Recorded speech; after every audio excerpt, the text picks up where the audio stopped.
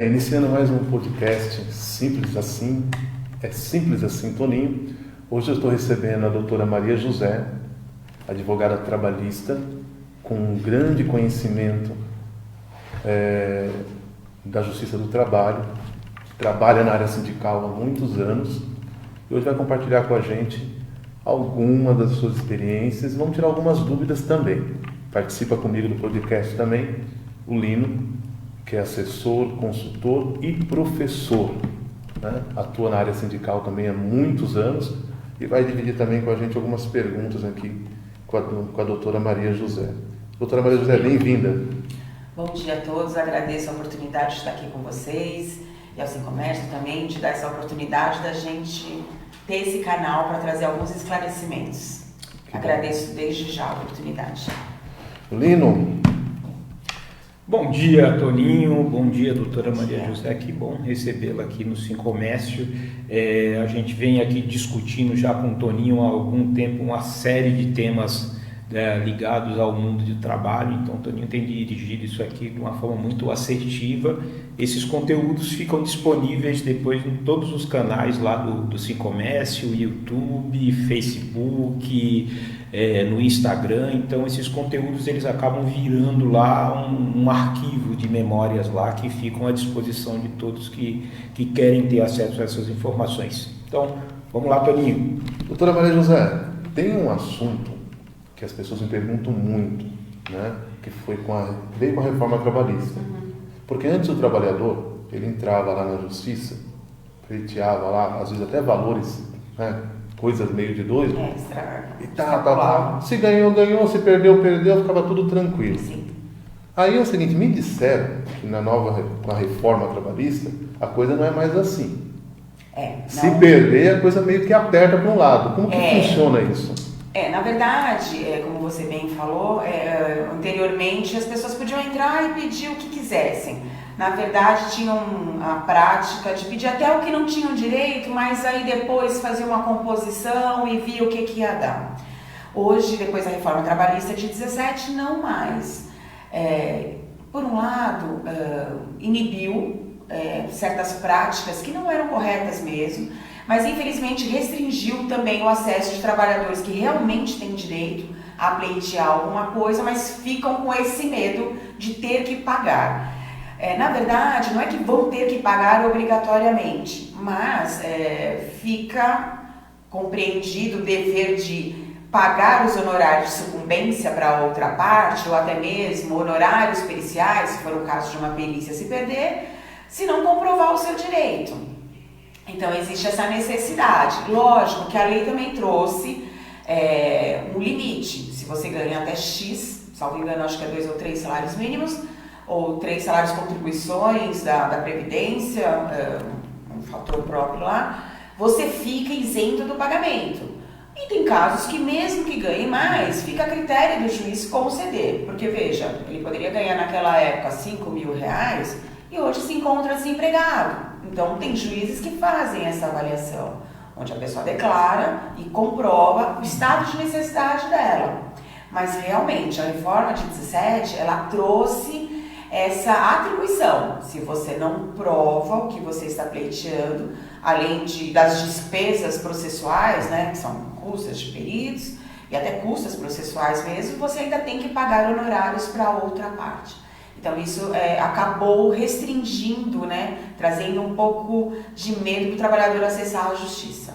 Esse honorário de sucumbência, é isso mesmo? Isso, chama honorários sucumbenciais. O que é isso?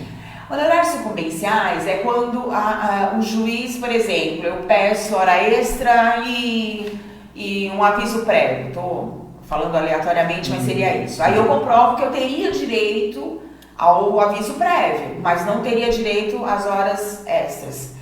Então, eu ganho uma parte, aviso prévio, mas aquele pedido que eu não ganhei, o juiz pode indexar um percentual onde o que eu perdi, eu tenho que pagar para o advogado da outra parte. Por exemplo, da empresa, já que eu estou pleiteando os meus direitos, então eu devo pagar em cima daquele valor que eu estava pleiteando de horas extras, o percentual, normalmente, que é de 5%, limitando 15% de honorários sucumbenciais.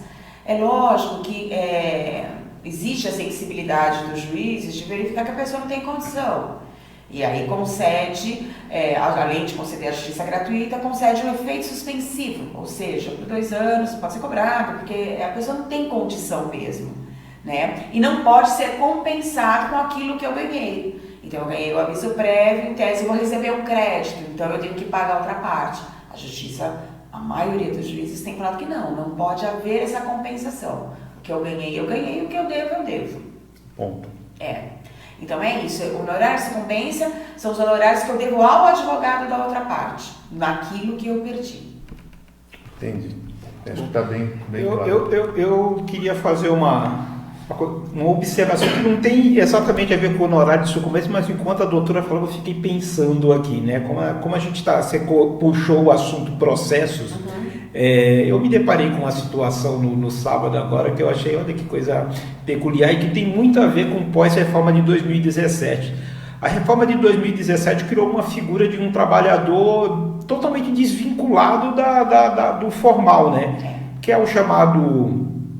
Tem uns que não tem nem PJ, né? Mas vamos dizer, o PJ, que é o MEI, e alguns sem nenhum tipo de vinculação. E aí eu estava conversando com um cidadão dono de uma empresa a gente começou falando de uma coisa, acabou falando disso. Eu falei assim, rapaz, essas pessoas que estão trabalhando com você aqui não tem nenhum tipo de vínculo? Ele falou, não tem nenhum tipo de vínculo. Aí eu falei, pois é, mas eles são seus funcionários, né? E aí eu gostaria de te perguntar o seguinte, doutora, já há um reflexo nessa questão dos processos trabalhistas em relação a esse pessoal, a esses MEI, intermitente, essas coisas já começam a bater, porque é um formato de trabalho, porque MEI ele é um empresário. Sim. De fato ele não poderia ser funcionário de uma pessoa, né? Mas aí vai para os autônomos exclusivos, outras coisas estranhas que foram criadas aí após essa reforma de 2017, que parece que as pessoas não estão percebendo muito isso que está acontecendo. Tá tudo bem.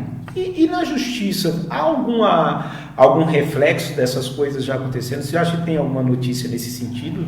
Tem, existe já uma demanda, porque existiu uma confusão, né? Com a reforma de 17, tentaram, e acho que até conseguiram uma parte, de imbuir na cabeça do trabalhador que ele tem que empreender, ele tem que ser um cara diferenciado, porque o mundo é lindo, é próspero, e a gente sabe no nosso dia a dia, na realidade, que não é bem assim.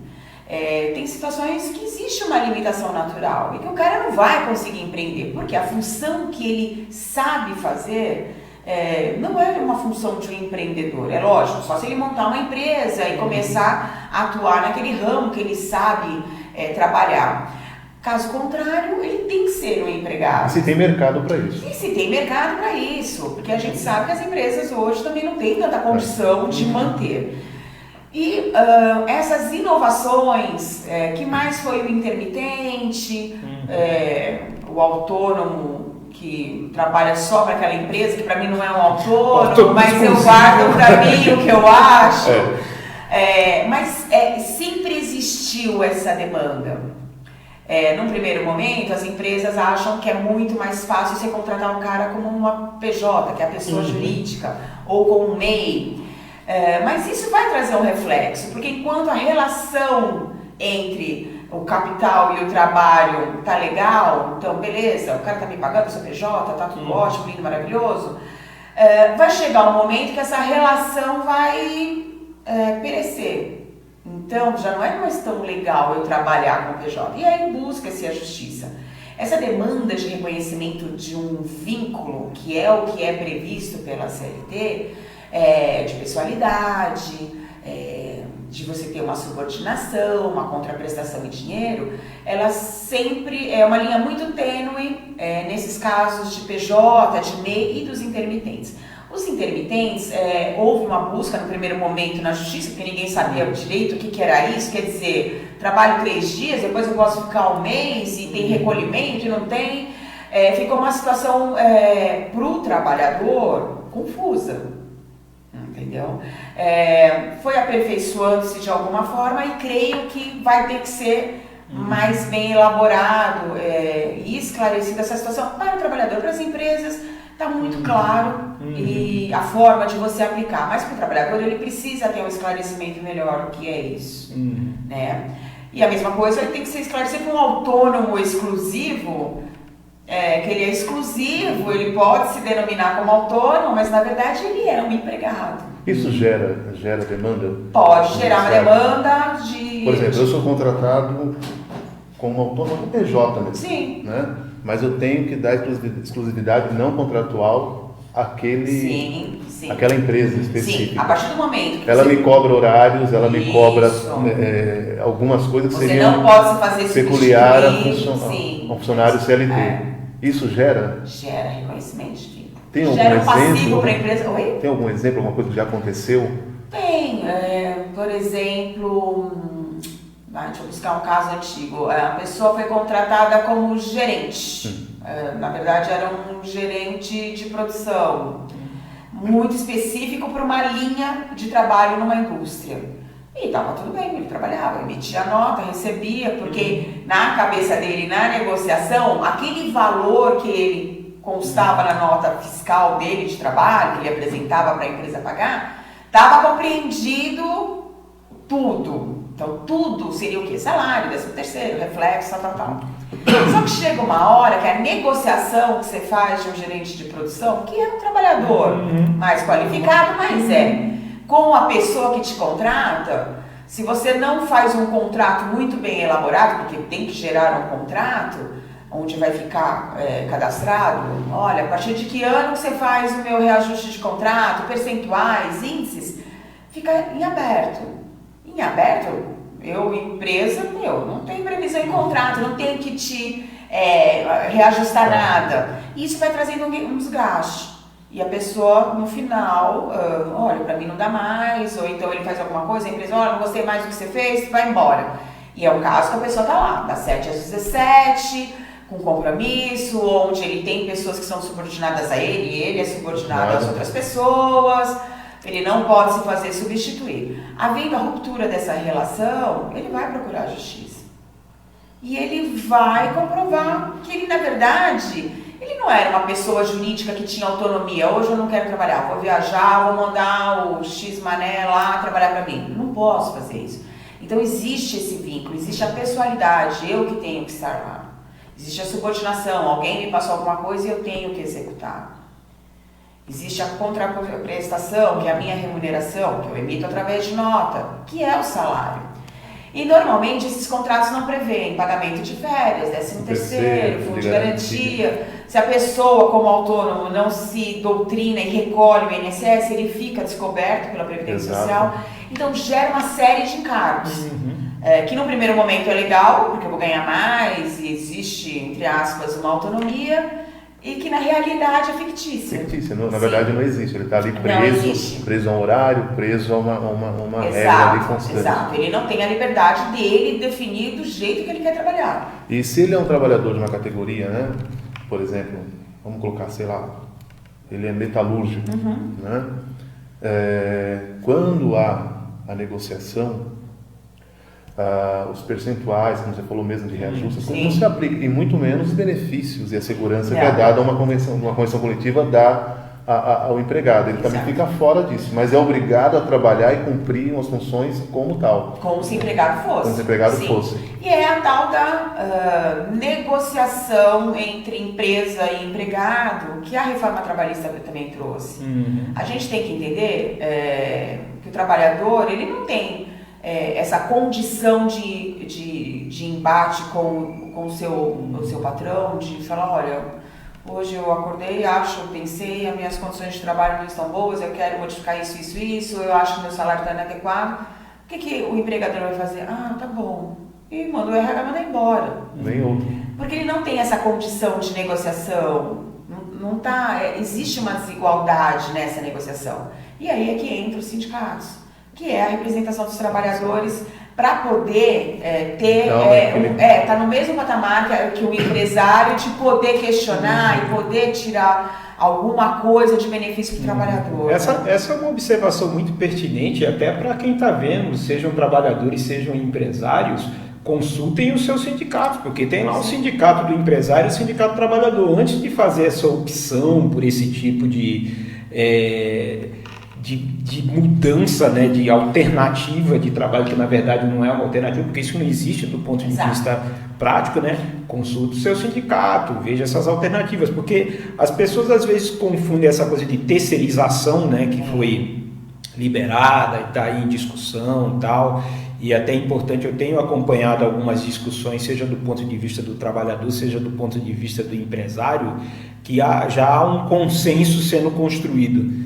Não se mexe nada na reforma trabalhista, nem nesse negócio de terceirização. Vamos conversar sobre a questão da sindical, da formatação sindical. E aí tem uma coisa interessante, que quando a gente fala dessa questão da consolidação do direito, que deixe que o sindicato negocie com o empresário e coloque isso dentro do acordo e da convenção coletiva, como isso vai ser regido. Então, isso vai caminhando cada vez mais para que o que o sindicato já faz hoje em dia, ele cada vez mais passe a ser reconhecido, né, que é o chamado negociado sobre o legislado. Então, inclusive na hora do processo, Toninho, vão se remeter ao que o sindicato gera lá para buscar aquilo que é a diferença que o trabalhador vai ter a receber. Então realmente tem que ter um cuidado muito grande o empresário e o próprio trabalhador, porque às vezes até essa questão de MEI, eu tenho observado às vezes com as pessoas o seguinte: o cara vira MEI, aí ele ganha R$5.000 por mês na empresa. Aí o cara fala, tô bem. Aí amanhã ele sofre um acidente, aí passa a ganhar R$1.000. Se contribuiu, se pagou. Se não pagou, não tem nada. E aí eu quero, até vou pedir licença para vocês dois, vou precisar dar uma saidinha, mas eu quero fazer uma observação aqui do seguinte. E aí vem uma coisa que talvez seja uma campanha que os próprios sindicatos possam fazer de informação aos cuidados que essas pessoas precisam ter.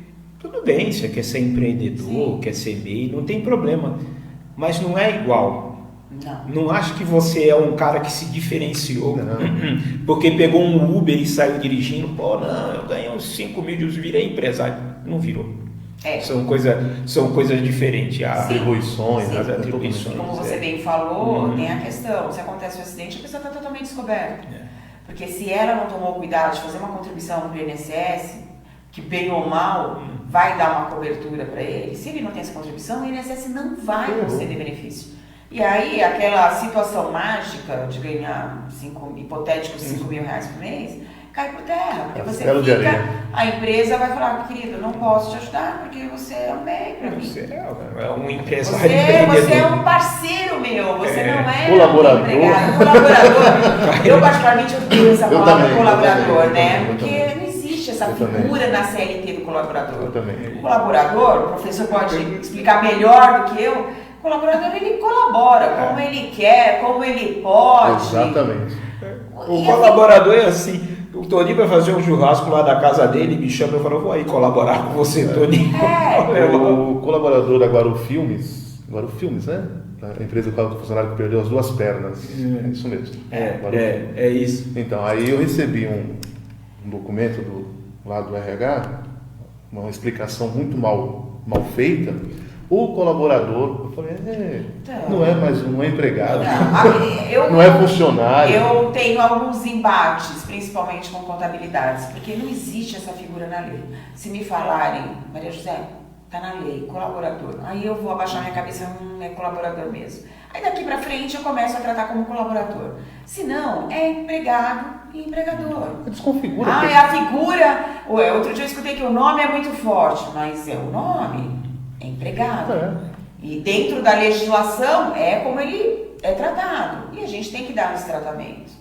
Mas você tocou num ponto muito legal, por exemplo... Então, vou pedir licença para vocês. Lino, obrigado pela participação. Surgiu um chamado urgente aqui a vocês. Vai lá, vai atender. Muito obrigada. Eu estou vendo no celular. Tá ótimo, obrigada. Então, mas você falou, e as empresas pecam um pouco nessa forma de explicar o que não tem muita explicação. No caso de um acidente, falta um pouco das empresas terem ou uma assessoria diferenciada para fazer esse tipo de contato, seja com o sindicato, ou seja com alguns outros órgãos, mas precisa ter um tratamento diferente. Não dá para criar uma história fictícia, né? Mas precisa ser mais bem elaborado, né? O tratamento que você dá nessas relações onde envolve muita gente, seja um empregado, seja a família do empregado, seja um sindicato representativo, seja até órgãos públicos que vai questionar aquele acidente, porque ninguém é contratado para ser acidentado. Exatamente. Não está no contrato de trabalho ninguém ser contratado para sofrer um acidente, perder algum membro ou ficar com alguma deficiência. No caso desse rapaz, as duas pernas... Perfeito, Eu vejo assim, algumas empresas mais estruturadas, ela tem a figura do... chama-se Relações sindicais. Sim, mais sim. estruturada e tal. Infelizmente não foi o caso dessa empresa e o rapaz acabou perdendo as duas pernas, pouco mais de 35, 36 anos de idade. Sim. Vamos lá ver o que vai dando. Né? Mas é muito triste, né? Porque Doutora, você vê uma pessoa nova assim, diga. Tem muita experiência na área sindical. Um pouquinho. Recebe muita demanda. Compartilha com a gente alguma experiência assim que julgue que vale a pena dizer nesse momento, de demandas, absurdo de repente que alguém chegou pedindo, ou coisa semelhante, ou coisas que realmente, como eu posso dizer, a pessoa entrou pensando que era X e de repente foi Y e foi beneficiada, de certa forma. Eu acho assim, tem algumas situações nessas relações de trabalho que têm que ser melhor esclarecidas. E o trabalhador não é obrigado, ninguém nasce sabendo e tem os seus esclarecimentos, mas é sempre importante procurar alguém para dar um norte, dar alguma palavra ou algum direcionamento, seja através do seu sindicato de classe, seja através de advogados, mas é interessante que ela procure informação. Hoje, essas relações muito rápidas, onde às vezes o trabalhador não tem uma participação tão efetiva, porque não vai numa assembleia, ou então às vezes não tem a comunicação direta, seja da empresa, ou seja dos seus sindicatos, isso acaba lesando um pouco ele, né? E ele tem que ter o contato com quem está lá representando eles, né? Então, assim, são situações que para o trabalhador se expor para a empresa não tem necessidade. Então, é lógico, tenho conhecimento de uma comissão de uma empresa que foi montada para negociar turnos, reajuste salarial com a empresa. A empresa não concedeu e ainda eles levaram gelo e alguns foram até dispensados. Quando eles poderiam utilizar a figura do sindicato, né? Peraí, então, eles lá se reuniram, né? Não precisamos. Vamos montar aqui uma comissão, deixa o sindicato lá, não precisa do sindicato, a gente tem autonomia, tem poder, vamos levar no peito, bora lá. Porque agora eu fiquei sabendo que depois de 17 eu mesmo posso falar e posso resolver minha vida. E não necessariamente assim. Então, porque querendo ou não, existe essa desigualdade que a gente falou da relação, né, do capital e do trabalho. Então, às vezes, o trabalhador poderia trazer uma figura importantíssima, que é o sindicato, consigo para essa negociação. Não que estava errado eles montarem essa comissão deles.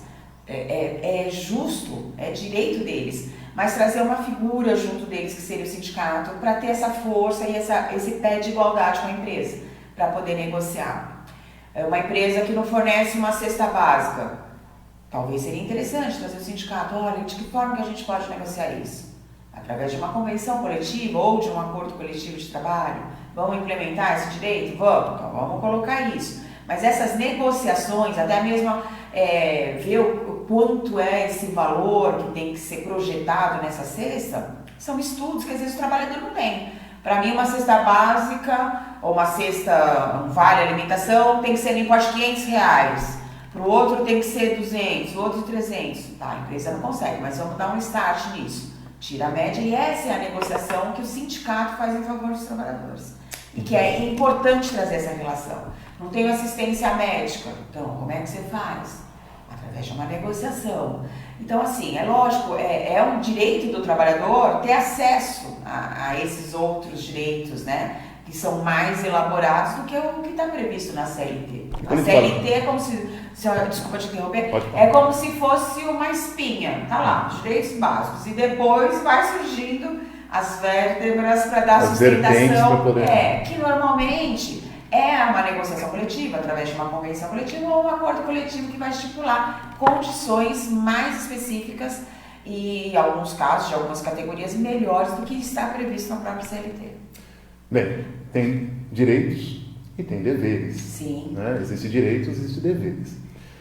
Na sua experiência, doutor, como explicar para o trabalhador, né, que muitas vezes não consegue dar andamento àquela ação, aquele pedido, aquela demanda que ela está trazendo, porque, na verdade, faltou o dever. Né? Ela tem direitos, sim, mas do lado dela faltou o dever. E vice-versa. Como consegue... na verdade, toda vez que você atende um trabalhador e ele vem com uma demanda, você tem que fazer, ou o profissional que for atender ele, tem que fazer uma avaliação e analisando os dois lados, realmente. Então, os direitos e os deveres.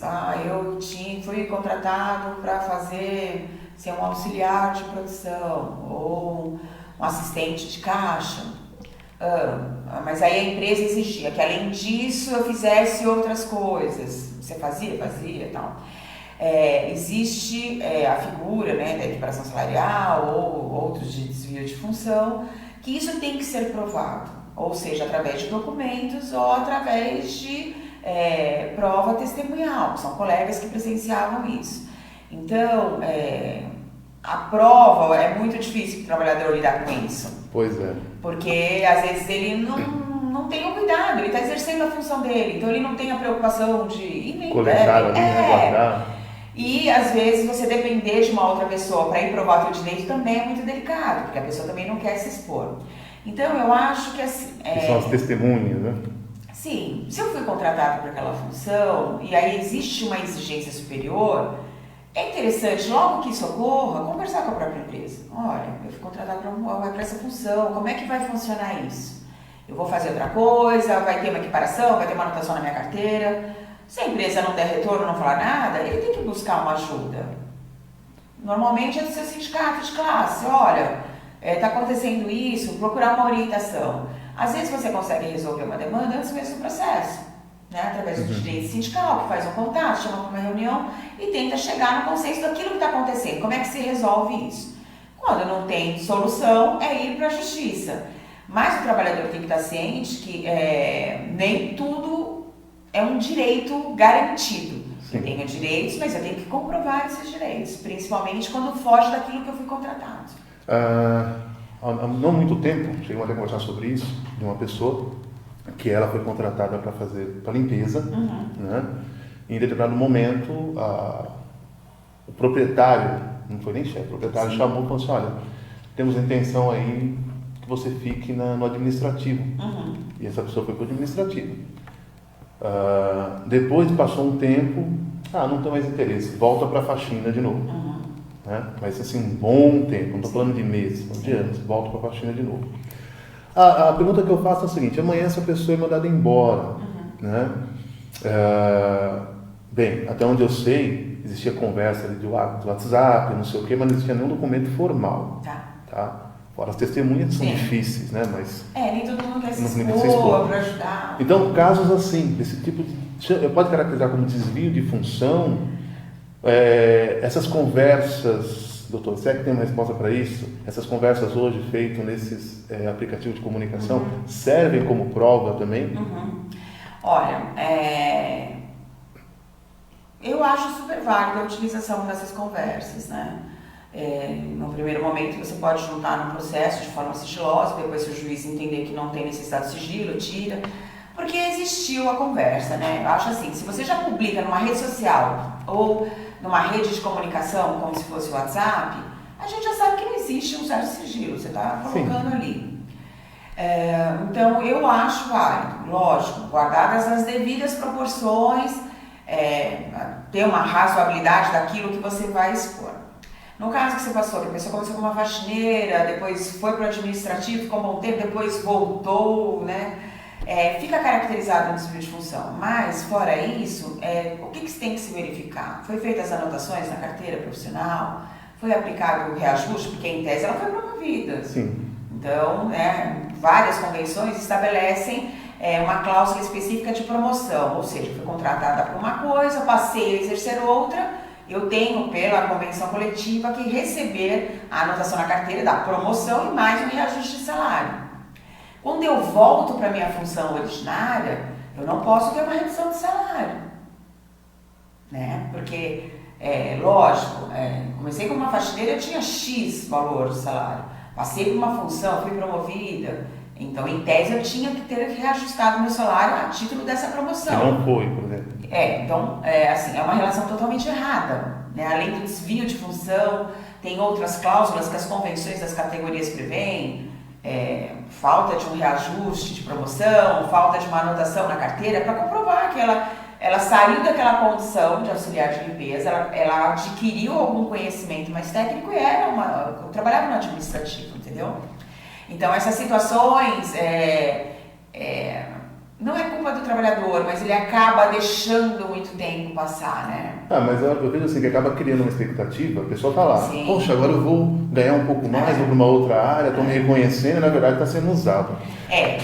Na verdade, E precisa muito cuidado. Está sendo usado, né? Sim, sim. Na verdade é um engano, está enganando a pessoa. Outra questão que me chama a atenção é o tal do quebra-galho ou o tal do proativo, né? Poxa, cara, quebra o galho aí, né? Tá fazendo nada. Tá fazendo nada? Poxa, então por que não vai operar aquela máquina ali? Não tá fazendo nada? Por que não vai na rua, lá no banco? Hoje não vai mais, mas vamos supor, vai lá no banco, vai não sei aonde, vai no cartório. Vai ali aquele negócio ali. Não tá fazendo nada porque não...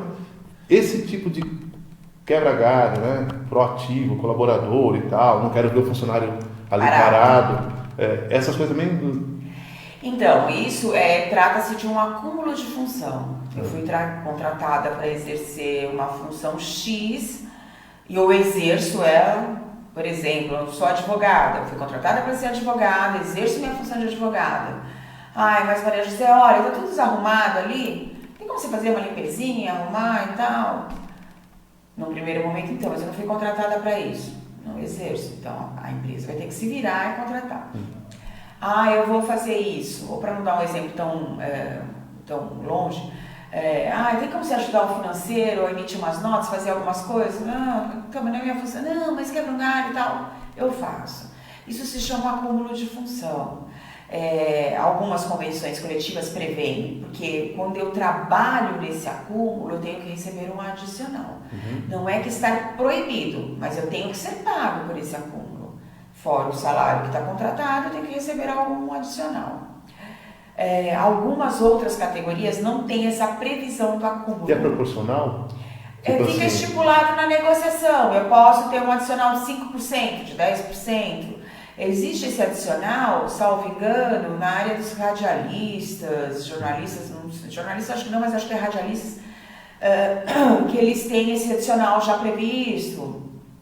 Mas em outras categorias, existe o acúmulo, que é pago através de um adicional, que aí tem um índice próprio, onde é negociado, né?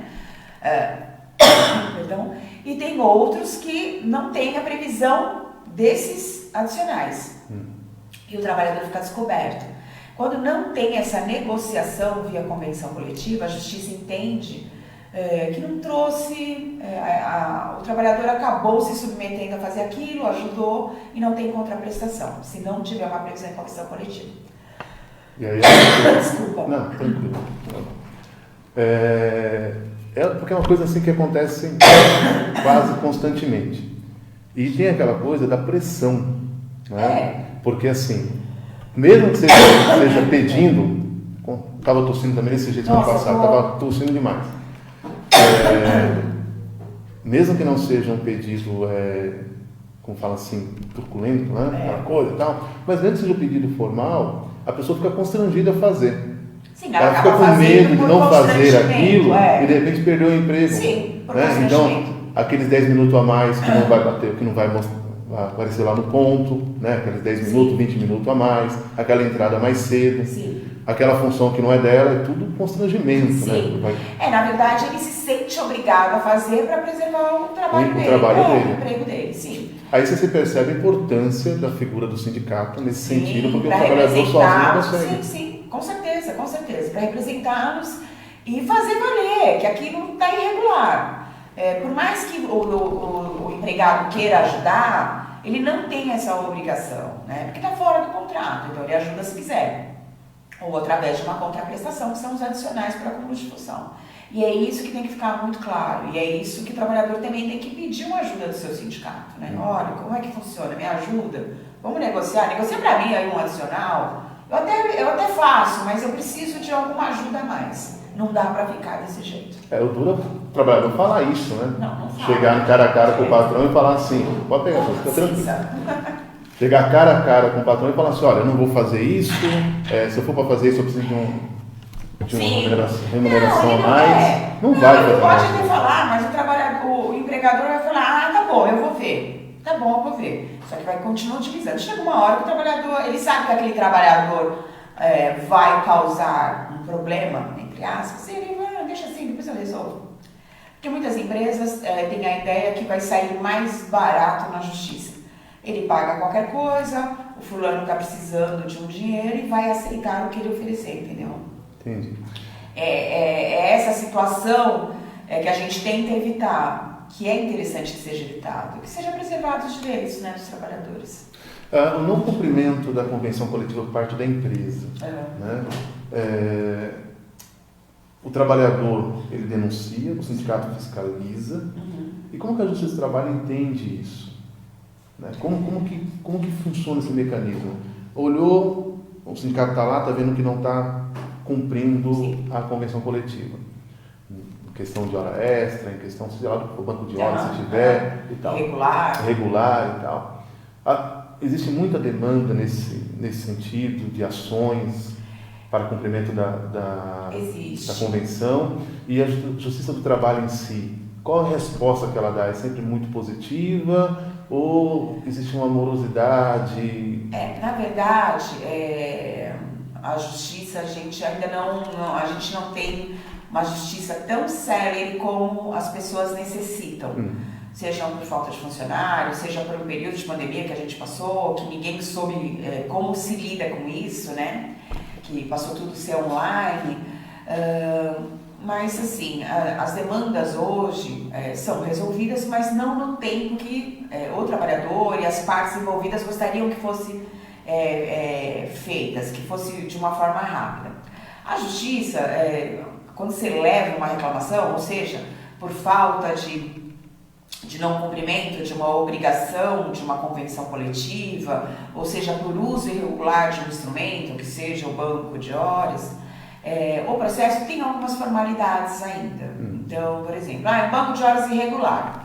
Eu sei que está irregular porque não tem documentos, mas tem a reclamação de trabalhadores. Você leva isso para a justiça. Ainda assim, porque é a previsão processual que a gente tem na nossa legislação, a gente tem que fazer prova, mesmo sendo uma entidade. E isso demanda tempo de uma primeira audiência, talvez uma segunda audiência. Então, o retorno, às vezes, que o trabalhador espera que seja mais imediato, a gente não infelizmente. Mas a justiça tem a sua aplicação e tem a sua atuação, que é limitada, às vezes, por um fator tempo, um fator grande de demandas, às vezes falta de funcionários. Tudo isso acaba atrasando um pouco todo o processo. Lógico que quando eu entro com um procedimento onde eu já tenho uma figura estabelecida numa convenção coletiva, num acordo, às vezes é mais rápido o processo, porque está específico ali na lei, é só cumprimento, mas ainda a gente fica submetido às etapas do processamento, né, de uma reclamação trabalhista. Não é tão rápido, infelizmente, como todo mundo gostaria, mas é necessário. A gente também tem a figura do Ministério Público do Trabalho, que atua em algumas situações muito específicas, né? Porque senão também ele não conseguiria dar conta de tantas demandas, mas que também é um grande parceiro, seja dos sindicatos como da Justiça. Entendi. Doutora, estamos caminhando para o final, estamos terminando. A gente tenta, abranger o máximo de assunto, né? Mas com certeza sempre fica alguma coisa que o entrevistado gostaria de ter falado e acabou não falando porque a pessoa que está aqui não perguntou, ou não teve uma brecha, não teve ali para entrar. E eu gostaria de saber da senhora alguma coisa que aqui não foi perguntado, né? Não foi comentado, mas que seria importante o trabalhador, não só o trabalhador. Nós estamos aqui atingindo Sim, 3 e categorias. empresas também. Empresas, sindicatos e trabalhadores. Sim, sim. Né? Lembrando que os sindicatos são feitos de trabalhadores, mas onde a pessoa jurídica é o sindicato. Sim, Vão entender sim. isso. Sim. Que seria legal saberem, né? Para não cometer alguns erros, ou até mesmo para facilitar o trabalho do...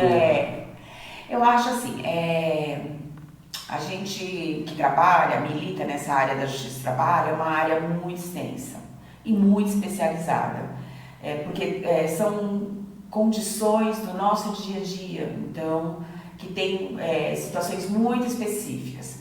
E eu acho que, assim, foi ótimo esse espaço, mas tem muita coisa para se falar. Precisaria de horas, talvez dias, para a gente abranger uma boa quantidade de assuntos.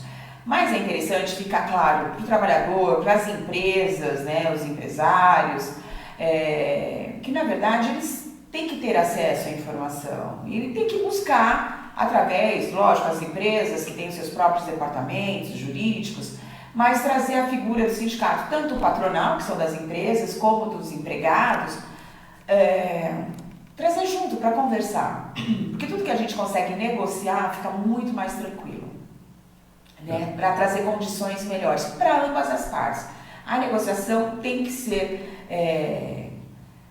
colocada num patamar mais elevado entre as duas partes para trazer condições melhores para o trabalhador. Para o trabalhador. E a tosse pegando. Eu peço desculpas. Que isso, é tranquilo, sem problema nenhum. Pessoal, então estamos terminando mais um programa É Simples Assim, Toninho. Recebemos a doutora Maria José. Óbvio, tanto você, a própria doutora viu, ficou aquela sensação de ficou faltando ainda, né? Precisava de mais espaço para falar mais coisas. E então já fica aqui já o convite ao vivo e registrado que a doutora Maria José volte. E se você tiver algum tema, alguma coisa que gostaria que fosse tratado, principalmente na área jurídica, né, que é a especialidade da doutora Maria José, tem um conhecimento empírico nessa área, só mandar, escreve aí, que no próximo podcast vamos estar perguntando para ela, óbvio, se ela aceitar o nosso convite. Aceita, doutora? Aceito, né? Porque no convite assim, né? Não tem como falar que não. Ao vivo, né? Mas eu quero agradecer a oportunidade ao Toninho, que é uma pessoa sensacional, que eu tenho contato já há alguns bons anos. Agradeço a oportunidade do comércio, de abrir esse canal para a gente poder conversar e trazer algumas informações e esclarecimentos para todo mundo, não é só para empregado também, é para empregador, é para empresário.